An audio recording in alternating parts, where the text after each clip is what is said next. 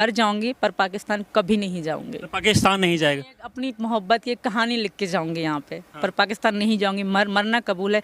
पाकिस्तान के लोग भी मारेंगे ये तो सही, जिंदा तो मुझे रखने वाले हैं नहीं, पर जिल्लत की मौत दे के मारेंगे, ब्लैकमेल करेंगे, टॉर्चर करेंगे, भारत के लिए कुछ गलत कहलवाने की कोशिश करेंगे, जहाँ तक मुझे पता है उनकी सोच का। पर ऐसा मैं कभी भी नहीं करूंगी। मैं मर जाऊंगी, मिट जाऊंगी। भारत पाकिस्तान कभी जाना नहीं कभी भी नहीं जाना, कभी भी नहीं जाना। ना उनसे कभी बात करने का मैंने सोचा है, ना करूंगी भी सही। मेरा कोई नहीं है पाकिस्तान में, ना तब था ना अब है।